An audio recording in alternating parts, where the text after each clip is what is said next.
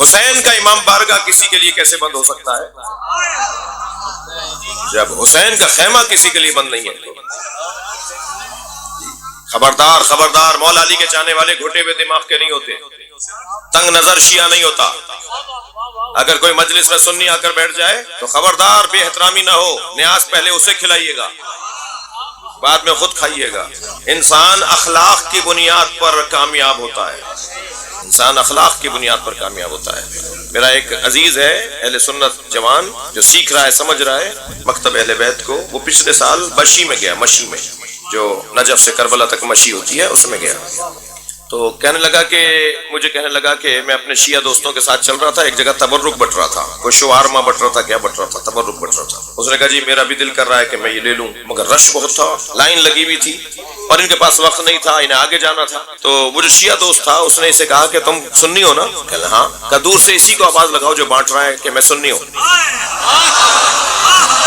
ہاں، وہ سنی جوان کہنے لگا میں نے دور سے آواز لگا کے کہا انا سنی، وہ کہتا ہے اس نے سب کو چھوڑ دیا، پورا تشت اٹھا کے میرے پاس لے آیا۔ جی کیوں ایسا ہوا؟ اس لیے کہ ہم حسین کے مہمانوں کا خیال رکھتے ہیں۔ میرا جملہ کئی جگہ ہو چکا ہے، آپ نے بہت سو نے سنا ہوا ہے، یہ امام حسین کا خیمہ ہے، ہر آنے والے حر کے لیے کھلا رہنا چاہیے۔ ہمیں حق نہیں ہے کہ ہم یہ کسی کو کہیں کہ تم کیوں آئے ہو، وہ کیوں نہیں آیا، کھلے ہوئے دماغ سے وسعت فکری کے ساتھ بات کرنی ہے، توجہ ہے نا؟ تو بحث یہ ہے، بات یہ ہے کہ پروردگار عالم نے کسی کو بغیر مقصد کے نہیں بنایا۔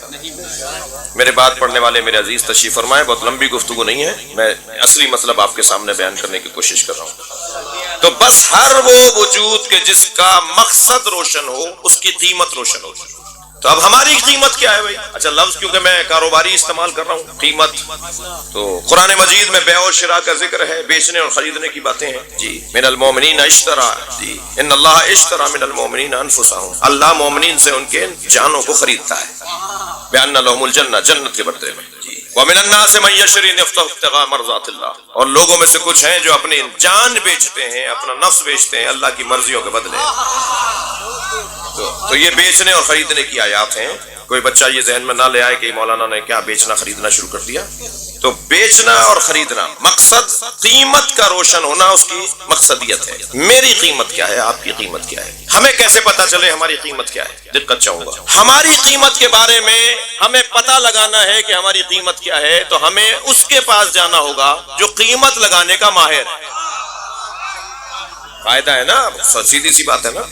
جب بازار عکاظ لگتا تھا مکے میں، بازار لگتا تھا، پوری دنیا کے تاجر آتے تھے، ایکسپو سینٹر لگتا تھا، نمائش گاہ لگتی تھی، پوری دنیا کے تاجر آتے تھے اپنا اپنا مال لے کر مکے میں، یمن سے، بصرے سے، عراق سے، شام سے، اور مکے میں وہ بازار لگتا تھا اور پوری دنیا کے تاجر وہاں سے آ کر بیچتے بھی تھے اور وہیں سے جا کے خریدتے بھی تھے، لیتے بھی تھے۔ اور جب وہ سارے تاجر آتے تھے نا تو سب سے پہلے سب کا رخ بی بی خدیجہ کے گھر ہوتا تھا، اور سیدۃ التجار، تاجروں کی سیدہ بی بی۔ پہلے سیدہ کے گھر سب جمع ہوتے تھے، بی بی کے نوکر ان کو کھانا کھلاتے تھے، انہیں آرام کے لیے جگہ دیتے تھے، اور جب سب آ جاتے تھے تو پردہ گرا دیا جاتا تھا، بی بی کی کرسی وہاں لگتی تھی، سارے تاجر بیٹھے ہوتے تھے، بی بی ہر ایک سے پوچھتی تھی تم کیا لے کر آئے ہو، تم کیا لے کر آئے ہو۔ جب ساری میٹنگ ہو جاتی تھی تو سیدہ خدیجہ طے کرتی تھی کہ کون سی جنس کی کیا قیمت لگے گی، اور جو مارکیٹ ریٹ بتا دیتی تھی بی بی وہی ہوتا تھا، اور وہی اسی کی بنیاد پر خرید و فروخت ہوتی تھی۔ تو کون لگاتا ہے قیمت؟ جی قیمت وہ لگائے گا، قیمت اس سے پوچھیں گے جو بہت بڑا کاروباری ہوگا، جو قیمت لگانے کا حقدار ہوگا۔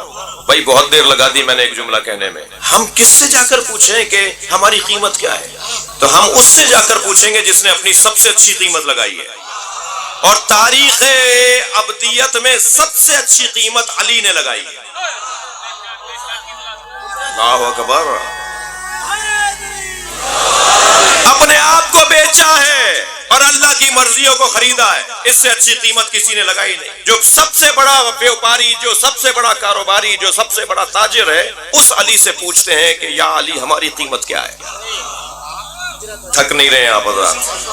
یا علی ہماری قیمت کیا ہے؟ تو میرے مولا کی علی کی آواز آئے گی فلا تبیعوها الا الجنہ، تمہاری قیمت کم سے کم جنت ہے۔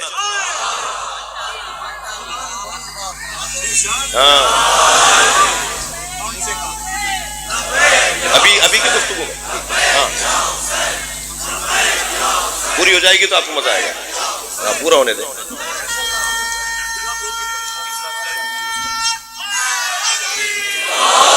میری اور آپ کی مولا علی نے قیمت لگائی ہے. نہج البلاغہ کا فرمان میں نے سنایا ہے, خبردار فلا تبیعوا الا بہا, جنت سے کم اپنے آپ کو نہ بیچنا. یہ ہماری قیمت کم سے کم ہے, زیادہ سے زیادہ نہیں ہے. کہ بھائی اتنے میں بیچ دو گے تو نقصان نہیں ہوگا, اس سے کم بیچو گے تو نقصان ہوگا, اور اس سے زیادہ بیچو گے تو بھائی تمہاری قسمت. کہ مارکیٹ میں یہ اتنی کی بکے گی تو بہت اچھا ہے, اور اگر اس سے کم بکے گی تو نقصان ہو جائے گا. زیادہ بیچنے کی کوشش کرو, محنت کرو. مولا علی نے ہماری کم سے کم قیمت جنت لگائی ہے, زیادہ سے زیادہ نہیں. زیادہ سے زیادہ قیمت کیا ہے؟ بس زیادہ سے زیادہ قیمت کو اگر میں طے کر لوں تو میری زندگی کا حسن بڑھ جائے گا. وہ زیادہ سے زیادہ میری قیمت کیا ہے؟ اب سنیے ذرا, سورہ مبارکہ زمر ارشاد ہو رہا ہے, وَسِيقَ الَّذِينَ اتَّقَوْا رَبَّهُمْ إِلَى الْجَنَّةِ زُمَرًا. صاحبان تقوی کو جنت میں دھکا دے کر لے جا رہے ہوں گے, وہ جانے کو تیار نہیں ہوں گے. سورہ زمر کی آیت پڑھی ہے میں نے. دوزخ میں دھکا دے کر لے جانا تو سمجھ میں آتا ہے, دوزخ میں دھکا دے کر لے جایا جائے گا یہ تو سمجھ میں آتا ہے. جنت میں دھکا دے کر کیوں لے کے جائیں گے؟ قرآن پکار کر کہہ رہا ہے کہ صاحبان تقوی کو, مومنوں کو, متقیوں کو جنت میں دھکا دے کر فرشتے لے جا رہے ہوں گے, وہ جا نہیں رہے ہوں گے. تو جو وہاں جنت کے متلاشی اور جنت چاہنے والے کھڑے ہوں گے جنہیں جنت کا اعلان ابھی ان کے لیے نہیں ہوا, تو وہ تعجب سے کہیں گے یہ کون ہے, من ہم, یہ کون ہے جو جنت میں جانے کو تیار نہیں ہے. بھائی بڑی محنت کی ہے میں نے اس ایک حدیث کو سنانے کے لیے. وہ پوچھیں گے یہ کون ہے جنہیں جنت میں لے جا رہے ہیں تو جا نہیں رہے, کون ہے؟ تو فرشتے آواز دیں گے ہم حداث الحسین, یہ حسین حسین بولنے والے ہیں.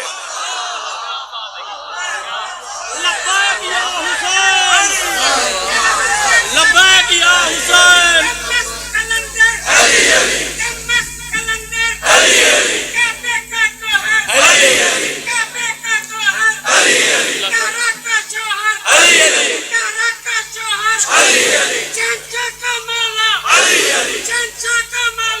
الحمدللہ.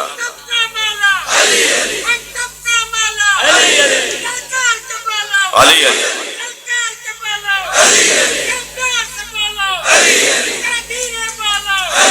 مل کر بولیں.